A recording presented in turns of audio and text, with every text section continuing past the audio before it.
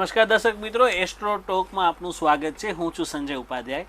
ખાસ કરીને જ્યોતિષ શાસ્ત્રને લગતી વિવિધ બાબતોની આપણે એસ્ટ્રો ટોકમાં ચર્ચા કરીએ છીએ.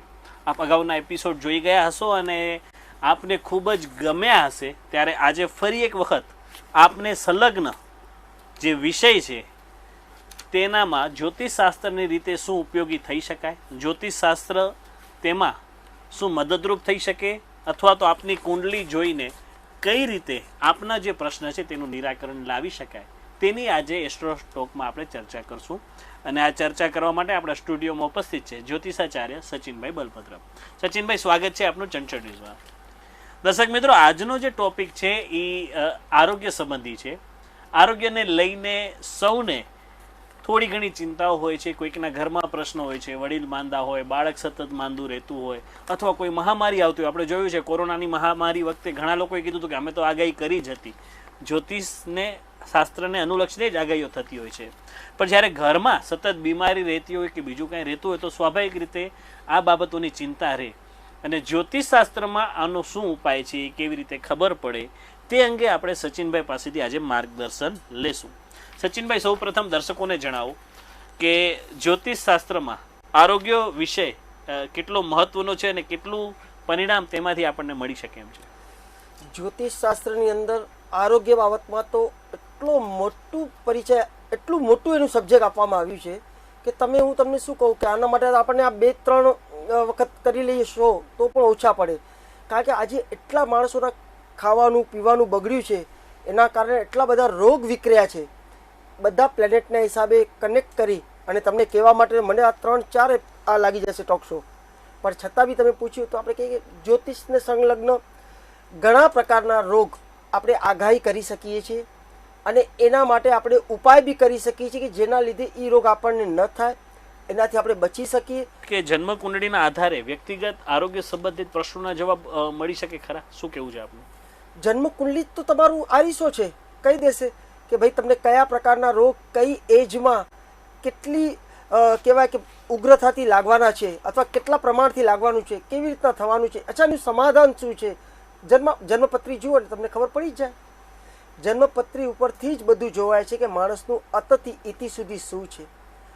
કેટલાક લોકોને તમે જોયું હશે કે નાનપણથી જ કંઈ ને કંઈ બીમારી ચાલતી હોય, ક્યારેક આ ચાલ્યું ક્યારેક ઓલું ચાલ્યું, તો એ કુંડલીના ઉપરથી જ આપણે પકડીએ છીએ કે ભાઈ આ માણસને લગ્ન ખરાબ થયો છે, લગ્ન નબળો પડ્યો છે, છઠ્ઠા હાઉસનો માલિક બલવાન થયો છે જે રોગ આપે છે, એના લીધે આ માણસ ક્યારે ને ક્યારે કોઈ ને કોઈ ઇન્ફેક્શનના ચક્કરમાં પડતો રહે છે. હવે આની અંદર આપણે લગ્નેશ બળવાન કરી અને રોગને ડામી શકાય છે.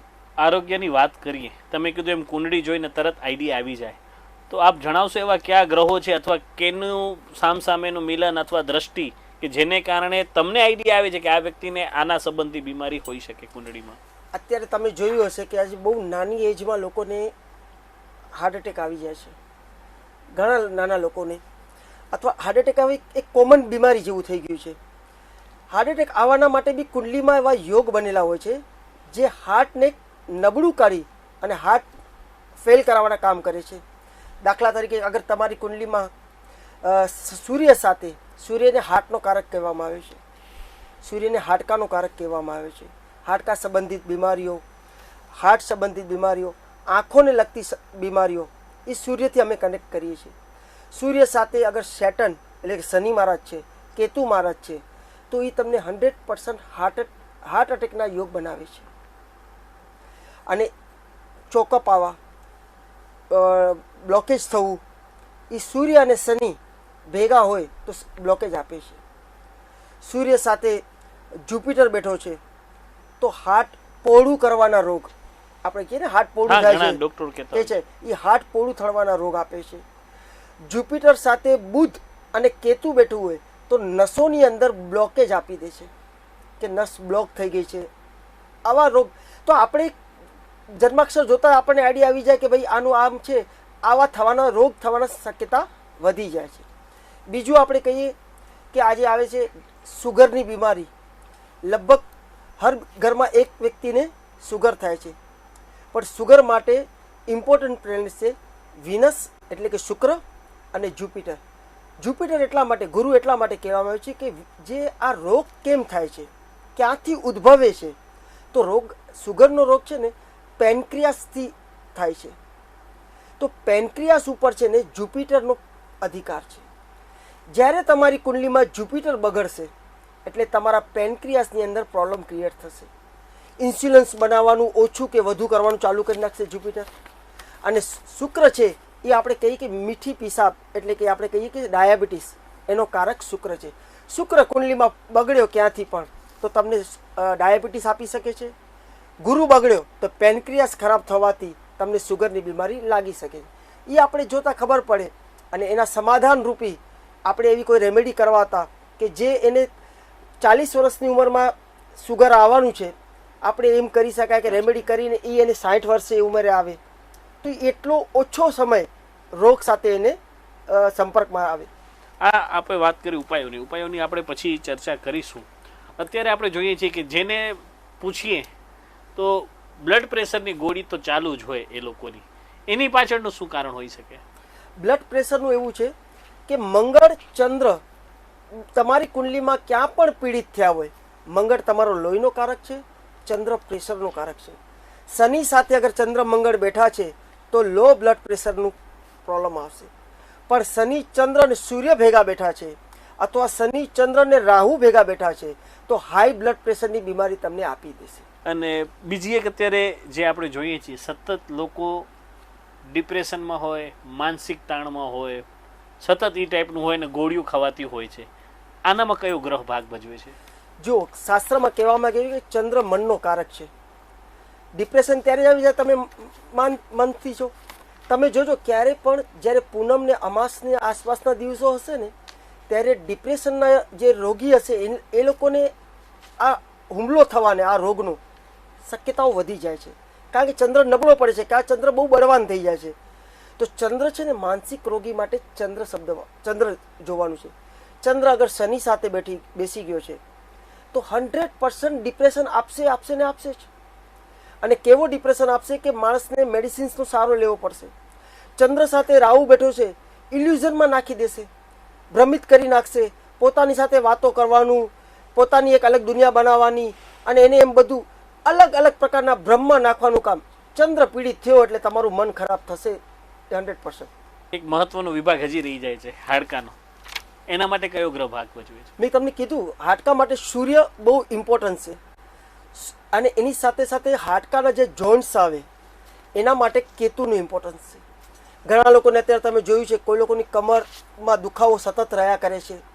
તમે એ લોકોની કુંડલી ખોલીને જોજો, એ લોકોની કુંડલીમાં 8મા હાઉસમાં સૂર્ય હશે જ. 8મા હાઉસમાં સૂર્ય આવ્યું એટલે કમરના દુખાવા આપશે જ.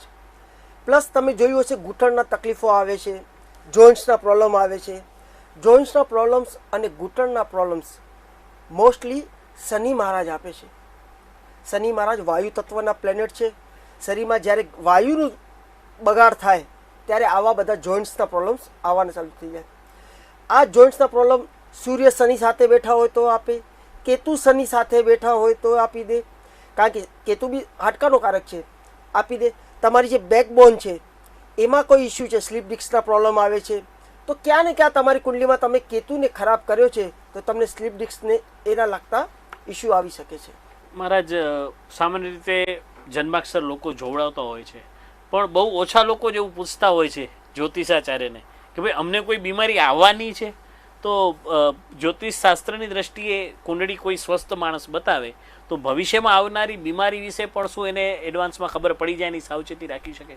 100% તમે અગર દેખાડો છો કુંડલી અને અમને શું સમસ્યા આવી શકે છે, શું બીમારી આવી શકે છે ને એ બીમારીનું અસર કેટલું રહેશે એ બધું જ તમારી કુંડલી બતાવી દેશે. દશા કેટલા ટાઈમ ચાલશે અને કેટલા સમય સુધી તમે કેટલા હેરાન થવાનો છો એ શરીરના લીધે, એ બધું તમારી કુંડલી તમને બતાવી દઈ શકે છે. દાખલા તરીકે હું તમને કહું કે 6th હાઉસમાં મંગળ છે, તમને 6th હાઉસમાં મંગળ હશે તો તમને કંઈ ને કંઈ બીમારી લાગતી જ રહેશે, કોઈ ને કોઈ પ્રકારે તમને કરતી રહેશે. કારણ કે મંગળ ત્યાં બેઠો છે, લોહીનો બગાડ આપી શકે છે, પેટમાં અલ્સર આપી શકે છે, પેટમાં અલ્સર થાય છે, એસિડિટીના ઇસ્યુ આવે છે, એસિડિટીના ઇસ્યુ આપી શકે છે. ઇવન મંગળ સાથે કેતુ બેસી ગયો તો તમને પાઇલ્સના પ્રોબ્લેમ આપી શકે છે. મંગળ સાથે કેતુ બેસી ગયો તો તમને હેમોગ્લોબિનની અછપ આપી શકે છે. મંગળ સાથે કેતુ બેઠો છે તો તમારા આરસીબી કાઉન્ટ ઓછા આવી જાય. એવી ઘણા બધા ચીજો છે આપણે પ્રિડિક્શન કરી શકાય છે આ બાબતમાં. સચિનભાઈ, આપણી પાસેથી જાણવા માંગીશ કે આપણે હમણાં જોઈએ છીએ કે સતત સમાચારો આવતા હોય છે ખગોળીય પરિવર્તનના, કે 4 ગ્રહો ભેગા થયા એક સ્થાને, પછી મિથુન રાશિમાં ગ્રહોનું પરિવર્તન હમણાં થયું. તો આ પ્રકારના જે પરિવર્તન છે એ પણ દરેક વ્યક્તિની આરોગ્ય સંલગ્ન બાબતો ઉપર અસર કરે છે ખરું? ઓછે વતે તો કરે જ છે, ક્યારેક થોડુંક ક્યારેક વધુ, ડિપેન્ડ કરે છે. હું તમને કહું કે હેલ્થનું ઇસ્યુ છે ને એ એવું છે કે તમે તમારું શરીર કેવું રાખ્યું છે. તમે અગર તમારા શરીર તરફ લાપરવાહ છો, તમે તમારા શરીરમાં ધ્યાન નથી આપ્યું તો રોગ તમારા પર હુમલો કરવાનો છે. અમે કુંડલીમાં એમ જોઈએ કે એનો ફર્સ્ટ હાઉસ કેટલો પાવરફુલ છે. અગર ફર્સ્ટ હાઉસ એણે ખરાબ કર્યો છે, ફર્સ્ટ હાઉસનો માલિક ખરાબ થઈ ગયો છે, જે એનો ઓનર હોય એ ખરાબ થઈ ગયો છે, તો ખબર છે કે 6th હાઉસ એને હેરાન કરશે, એટલે રોગ તમને હેરાન કરશે જ. તો ફર્સ્ટ હાઉસ ઉપર તો હવે જ્યારે ટ્રાન્ઝિટ થતું હોય, ગોચર થતું હોય, આપણે કહીએ ને કે નબળો માણસ હોય ને એને થોડું પણ મોસમ ચેન્જ થાય ને તો એને હેલ્થ ઇસ્યુ આવી જાય. એવી રીતના ટ્રાન્ઝિટ થતું હોય તો કોઈ નબળો હશે તો એને વધારે અસર કરશે ને જે સ્ટ્રોંગ હશે એને થોડી અસર, પણ ઓછે વતે બધાને અસર તો કરે જ છે. મતલબ કે નાની મોટી બીમારીઓ જો રહેતી હોય સતત, બાળકોને હોય કે મોટેરાઓને હોય, તો એમણે એક વખત કુંડળી બતાવી જ્યોતિષાચાર્યને માર્ગદર્શન લે તો કંઈક ઉપાય મળી શકે એમ. આ મેડિકલ એસ્ટ્રોલોજી એક વિભાગ છે એસ્ટ્રોલોજીનો, અને એટલો વિશાળ, એટલો બૃહદ વિસ્તાર છે. અને મને લાગે છે કે આના પર હજી સંશોધન કરવા જઈએ તો આપણે ઘણા લોકોના માટે જીવનમાં સરળતા લાવી શકીએ છીએ. આ એટલો સરળ છે અને મારું તો અનુભવ લીધેલું છે. અત્યારે જ્યારે હું તમને વાત કરું કે 2019માં કોવિડ આવ્યું હતું, તો કોવિડમાં તમને ખબર છે કોવિડ ઇન્ફેક્શન વધારે કોને ફેલાવ્યું હતું અને કોવિડમાં વધારે નુકસાન કોને પહોંચ્યું? જેની કુંડલીમાં રાહુ નેગેટિવ થઈને બેઠો હતો એ લોકોને બધાને કોવિડના ઇમ્પેક્ટ આવે છે. કારણ કે રાહુને કહેવામાં આવે છે ઇન્ફેક્શન. જેટલા ઇન્ફેક્શન તમારા શરીરમાં થાય છે તમને ત્યારે જ થશે જ્યારે તમારી કુંડલીમાં રાહુ ખરાબ હશે. ચેસ્ટમાં ઇન્ફેક્શન થવું, ગુરુ અને રાહુ ભેગા હશે તો તમને ચેસ્ટમાં ઇન્ફેક્શન થશે. નાના બાળકોને કફની તકલીફ હોય છે, નિમોનિયા થઈ જાય છે. ચંદ્ર શનિ બેઠા હશે તો ટીબીના રોગ થાય છે. તો આ બધા આપણે કુંડલી જોઈને કરી શકીએ છીએ અને એના પરિણામ સ્વરૂપે આપણે એમને સમાધાન આપી શકીએ, જેના કારણે એ થનાર રોગ અથવા તો એની કહેવાય કે જે પ્રભાવ હોય એ ઘટી જાય અથવા તો બિલકુલ જ ન થાય.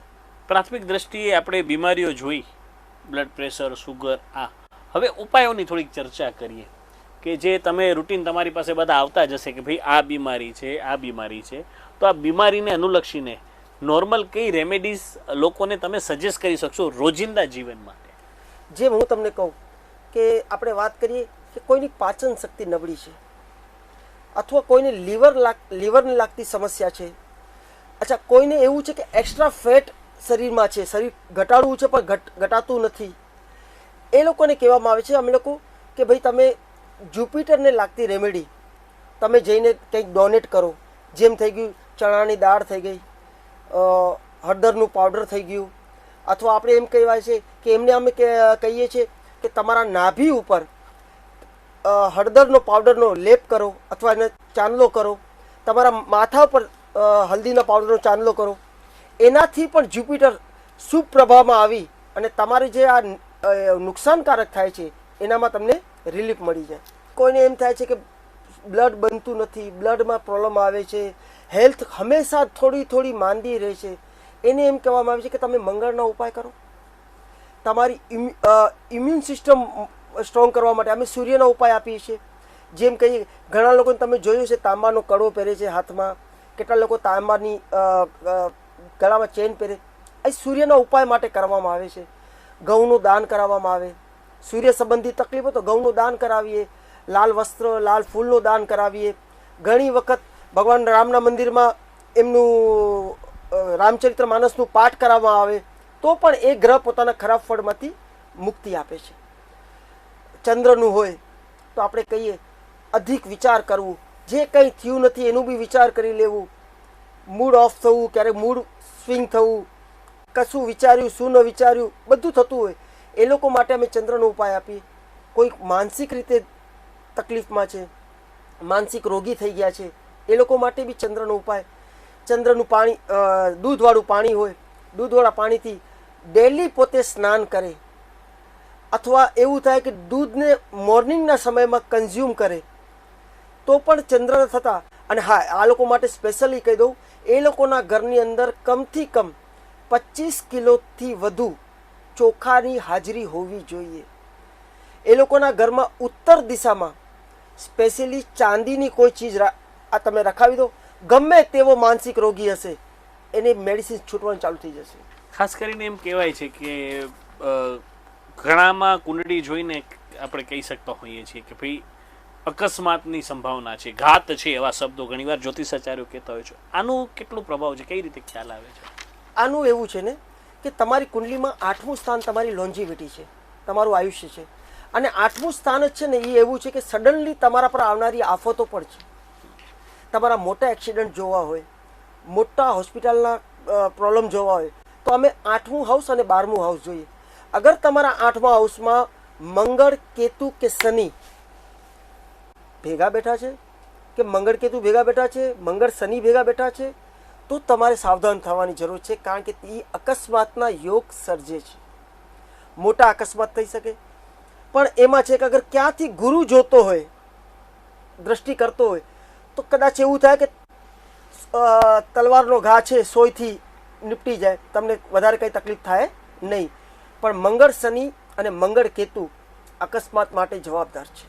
મહારાજ, હું આપણે પૂછવા માંગીશ, અકસ્માતની આપણે વાત કરી, ઘણી વખત ગંભીર બીમારીઓ આવી જાય છે ને આઈસીયુમાં દર્દી દાખલ હોય છે.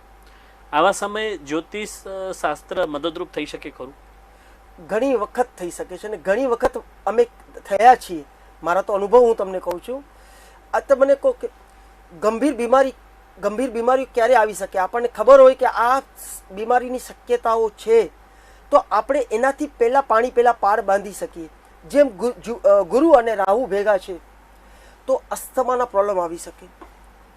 ગુરુ રાહુ ભેગા હોય તો આપણે એમ કહી શકીએ કે કેન્સર થવાના સંભાવના વધી જાય છે. કારણ કે મહારોગ છે અને એ કેન્સર મોસ્ટલી ચેસ્ટના થવાનું ચાન્સ વધી જાય છે. કારણ કે ગુરુ છે ને એ કેન્સર આપે અને રાહુનું કામ છે એને વધારવાનું. તો ગુરુ કેન્સરના જે જંતુ છે એને વધારવાનું કામ રાહુ કરે. તો આપણને જ્યારે કુંડલીમાં જોઈ લઈએ તો આપણે અગર એના ઉપાય કરવાનું ચાલુ કરી નાખીએ તો આમાંથી આપણે બચી શકીએ છીએ. બીજું આપણે આમ કહેવા જઈએ, ચંદ્ર શનિ ટીબીના રોગ આપી દે. આપણને ખબર છે કુંડલીમાં ચંદ્ર શનિ ભેગા બેઠા છે, જ્યારે એની દશા અંતરદશા આવશે ત્યારે આને ટીબી થવાની શક્યતા છે. આપણે પહેલાં જ પાડ બાંધી દીધી, શનિના ઉપાય કરી નાખ્યા, શનિના દાન કરી નાખ્યા, તો ટીબી થવાની, ન્યુમોનિયા થવાની જે શક્યતા છે એ ઘટી જશે. ગુરુ સાથે રાહુ હોય તો અસ્થમા આવે કે શ્વાસ ચડવા નાના છોકરાઓને થઈ જાય છે, વારંવાર એલર્જી થઈ જાય છે. એમાંથી બચવા માટે રાહુનો ઉપાય કરતા જઈએ તો આપણે આ બધી ચીજમાંથી બચી શકીએ છીએ. તો આપણે પહેલાંથી આપણને ખબર હોય કે અમને આ થવાની સંભાવના છે તો અમે એના રસ્તા કાઢી શકીએ છીએ. એક વાત આપણે પૂછવા માંગીશ કે આપણું આયુર્વેદ શાસ્ત્ર છે, પ્રાચીન શાસ્ત્ર, બહુ જૂનું, એલોપેથી તો હમણાં આવ્યું, અને જે સમયે આપણે પુરાતન કાળ આપણો જોઈએ, સનાતન ધર્મની સંસ્કૃતિને બધું, તો જ્યોતિષને જેટલું મહત્વ અપાતું તેટલું જ ઉપચારમાં આયુર્વેદને મહત્વ અપાવતું. તો આપે તો આટલા બધા શાસ્ત્રો વાંચ્યા છે, અધ્યયન કરો છો અત્યારે, તો આપને આ બંનેનો સમન્વય, આયુર્વેદ અને જ્યોતિષ શાસ્ત્રનો સમન્વય, એવા દાખલાઓ તમે જોયા છે પુરાતન કાળોમાં? તમને હું કહું, આપણી જેટલી ઔષધિઓ છે, આપણે જે રોજિંદા જીવનમાં વાપરીએ છીએ, મસાલા થાય એ બધા અમને ઔષધિઓ છે, એ બધી ઔષધિઓ કોઈને કોઈ પ્લેનેટને રિપ્રેઝેન્ટ કરે છે. જેમ આપણે આમ કહી શકાય, હળદર છે, હળદર જુપિટર માટે છે. તમે દાલચીની એટલે આપણે શું કહેવાય, તજ, કેતુ માટે છે. એવા ઘણી બધી ઔષધિઓ છે. નાના પ્રકારની ઔષધિ આવે છે જે બધા જ પ્લેનેટને રિપ્રેઝેન્ટ કરે છે. તો આ તમે આયુર્વેદિક અને જ્યોતિષ શાસ્ત્ર સમન્વય કરી અને તમે રોગ ચિકિત્સા માટે વાપરી શકો છો. પણ આમાં બી હું તમને થોડું કરેક્ટ કરું. આમાં એવું થાય છે કે તમે જ્યારે કુંડલી જોવો છો ને ત્યારે તમને જોવું પડે છે કે આ માણસને કયા પ્રકારની દવાથી એને આરામ પડશે. દાખલા તરીકે કોઈને હોમિયોપેથિક દવા લાગે, કોઈને એલોપેથિક લાગે, કોઈને આયુર્વેદિક લાગે, કોઈને યુનાની લાગે છે, કોઈને એવું છે કે પંચકર્મ કરશે તો આરામ પડી જશે. તો આ બધા પ્લેનેટને રિપ્રેઝન્ટ કરે છે. શનિ તરફથી કોઈ રોગ મળતો હોય, શનિ આપણને લાગે છે કે આ રોગ આપી રહ્યો છે શનિના લીધે છે, તો એને આયુર્વેદિક સિવાય કોઈ રસ્તો નથી. બુધ તરફથી કોઈ રોગ મળતો હોય અથવા રાહુ તરફથી કોઈ રોગ મળતો હોય તો આપણે કહીએ કે એલોપેથિક સિવાય કોઈ રસ્તો નથી. ચંદ્ર હોય અથવા શુક્ર હોય તો આપણે કહી શકીએ કે હોમિયોપેથિક અથવા યુનાની એના સિવાય કોઈ રસ્તો નથી. સૂર્ય હોય, સૂર્ય આપણને આપતો હોય તો આપણે એમ કહી શકીએ કે યોગ, કેતુ હોય તો યોગ, મેડિટેશન, પંચકર્મ એ બધા કરવાથી તમને રિલીફ થઈ જશે.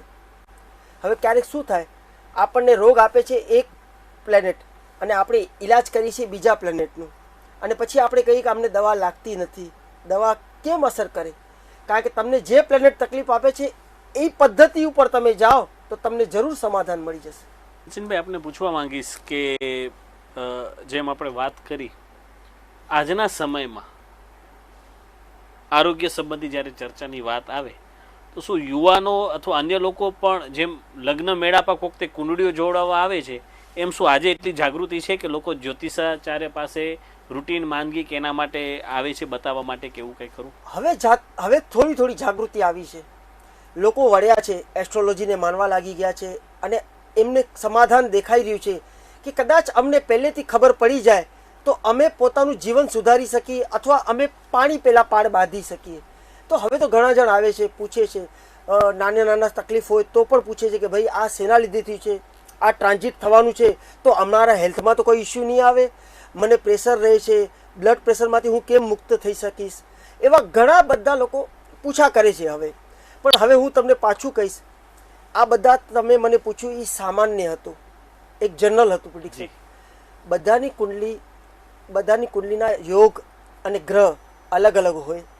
કયો રોગ કયા સમય પર શેના લીધે લાગશે, કોઈને ખાવા પીવામાં લાગે, ખાવા પીવાનું બરાબર ન હોય એના લીધે થાય છે, કોઈને જેનેટિકલી હોય, વંશ પરાગત આવતું હોય રોગ, કોઈને એવું છે કે એનું રોગ પ્રતિકારક શક્તિ નબળી છે એટલે રોગ આવે છે.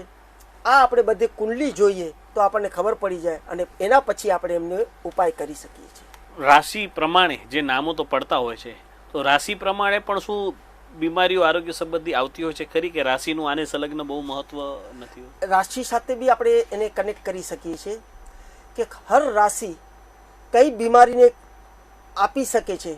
જેમ હું તમને એક્ઝામ્પલ આપું, આ તો બહુ મોટું સબ્જેક્ટ છે પણ છતાં તમને એક્ઝામ્પલ આપું કે અગર મેષ રાશિ છે તો એમાં ચાન્સીસ એટલા વધી જાય છે કે એમને નસોને લાગતી અથવા સ્કિનને લાગતી પ્રોબ્લેમ આવી શકે છે. તુલા રાશિ છે કોઈની તો તુલા રાશિમાં આપણે એમ કહી શકીએ કે પેટને લાગતી સમસ્યા, લીવરને લાગતી, અથવા આપણે કહીએ કે એમને ટાઇફોઇડ થવાના, એ બધા થવાના ચાન્સીસ વધારે થઈ જાય છે. તમે કર્ક રાશિ પકડી લો, કર્ક રાશિ આવી જાય છે તો કર્ક રાશિવાળાને આપણે કહી શકીએ કે પાચન શક્તિ નબળી થવી, પગોમાં જોઈન્ટ્સમાં દુખાવા, એવા બધા આપણે પ્રિડિક્શન કરી શકીએ છીએ. પણ આ બહુ મોટું સબ્જેક્ટ છે, આમાં એક રાશિ વાઇઝ બધું લેવું પડે અને 12 ઘરમાં એ પ્લેનેટ ક્યાં બેઠો છે એના લીધે ક્યારે આવશે અને કઈ બીમારી આવશે એ કેવી મુશ્કેલ પડી. એક છેલ્લો સવાલ આપના માટે, લોકો જે દર્શકો અત્યારે લાખોની સંખ્યામાં આપને જોઈ રહ્યા છે, આરોગ્ય માટે જ્યોતિષાચાર્યની સલાહ ક્યારે લેવી જોઈએ આ બાબતે? કેમ કે અત્યારે આપણું જે લાઈવ ટેલિકાસ્ટ લોકો જોશે તો એમને આઈડિયા આવશે તો પછી તરત દોડવા જાય ને ઓ કરે, એના કરતાં એક બેસ્ટ વે તમે બતાવો કે બાળકો માટે ઉંમર અથવા મોટેરાઓને મુશ્કેલી આવે ત્યારે, અથવા એક જનરલ કે ક્યારે માર્ગદર્શન લેવા જવું જોઈએ પર્ટિક્યુલર હેલ્થ સંબંધી? આપણા શાસ્ત્રમાં 16 સંસ્કાર હતા ને, ત્યારે જ્યારે સંસ્કાર થાય ને, બાળક જન્મ લઈ લે ત્યારે એના દોષનું નિવારણનું સંસ્કાર થતું કે એવા કયા દોષ લઈને આવ્યો છે, એવા કયા ગ્રહની યુતિ લઈને આવ્યો છે, ગ્રહ સાથે બેસાડીને આવ્યો છે જેના લીધે આગળ એને આ તકલીફ આવી શકે. તો મા બાપ લોકો પહેલાં સાવધાન થઈને નાનપણમાં જ એનું નિદાન કરી લેતા હતા જેના લીધે શું થાય કે બાળકને એવી કોઈ સમસ્યા ગંભીર આવે નહીં. અત્યારે બી એમ કહું કે તમને જાગ્યા ત્યારથી સવાર અને તમે ચાહો તો પાણી પહેલાં પાળ બાંધી લો, દેખાડો.